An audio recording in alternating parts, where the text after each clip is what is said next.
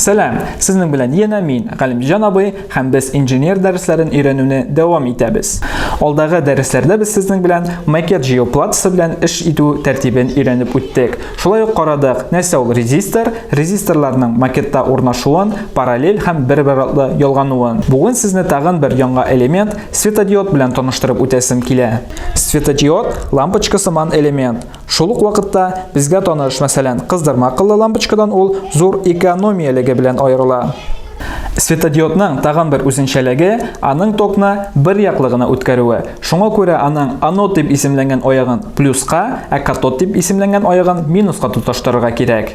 Анод плюс, катод минус. Ләкин буларны ничек танып белергә соң? Моның өчен ике юл бар. Беренчедән безнең катод кыскарак, ә анод озынрак була. Ә светодиодның үзенең кристаллына игътибар итсәк, катод кристаллы зуррак, ә анод кристаллы кечерәк була. Ә хәзер әйткәннәрне исәпкә алып, светодиодның макет платасында урнашуын карап китик. Күрә алабыз, кызыл төс белән бирелгән плюс чыбыгы светодиодның анодына килеп тоташа. Зәңгәр төстәге минус чыбыгы тоташа резисторга һәм резистор аша катодка бирелә минус. Без узган дәрестә әйттек, резистор ул ток өчен ясалма каршылык. Бу очракта да безнең резистор светодиод аша үтүче токны чикли. 5 вольт көчәнешле схемаларда светодиод аша 20 миллиампер ток үтсен өчен кулланырга кирәк 150-360 ом каршылыклы резистор.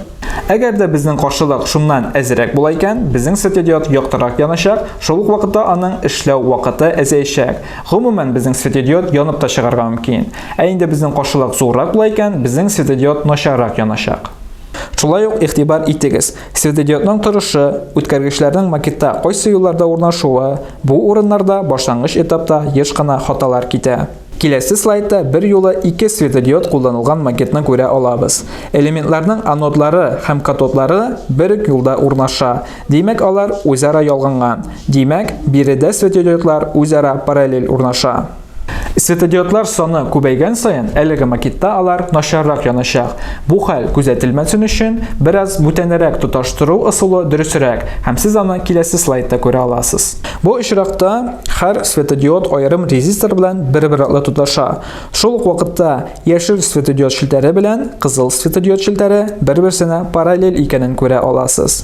Әйткәнемчә, элементларның макетта кайсы юлда, кайсы контакт урынында урнашуы мөһим түгел. Мөһим аларның үзара ничек тоташуы һәм үзара ничек ялгануы. Бу принципны тагын бер кат күреп аңлар өчен әлеге макетның башкача төзелешен карап үтәргә сезгә тәкъдим итәм. Алда тасвирланган һәр светодиодка аерым резистор куллану схемасы җыелма элементлар белән эш иткәндә дә кулланыла. Мәсәлән, безгә көнкүрештән бик таныш 7 сегментлы индикатор. Ул шулай ук 7 аерым светодиодның бер корпуста булган җыелмасы. Һәм индикаторны схемаларда кулланганда шулай ук һәр светодиодка аерым резистор тоташа. Ягъни без карап үттек сезнең белән 2 светодиодның тоташуын, индикатор очрагында шундый ук 7 светодиодка 7 резистор тоташа. Ә светодиодның җыелма кулланылышы көнкүрештә шактый популяр. Мәсәлән, светодиод нигезендә җыелган экраннар зәңгәр, яшел һәм кызыл светодиодлардан тора. Аларны тоташтыруда шулай ук без өйрәнгән принциплар кулланыла. Светодиодка атамасы һәм физик асылы белән бик охшаш элемент диод бар. Ул шулай ук токны бер яклыгына үткәрә һәм аның шулай ук аноды һәм катоды була. Диодның катодын аның корпусында урнашкан махсус сызыкча буенча танып белергә була. Ә диодның кулланылышына килсәк, ул гадәттә алмаш юнәлешле токларны бер юнәлешлегә үзгәртүче схемаларда кулланыла. Шулай итеп, бүгенге дәрестә без сезнең белән өйрәндек, нәрсә ул диод, нәрсә ул светодиод. Аларны макетларда ничек дөрес итеп урнаштырырга һәм аларны ничек итеп танып белергә. Киләсе дәресләрдә без сезнең белән шулай ук макетлар ярдәмендә, практик биремнәр ярдәмендә әлеге гыйлемнәребезне тагы да тирәнәйтербез. Хәзергә исә безнең дәресебез тәмам. Игътибарыгыз өчен рәхмәт. Исән сау булыгыз.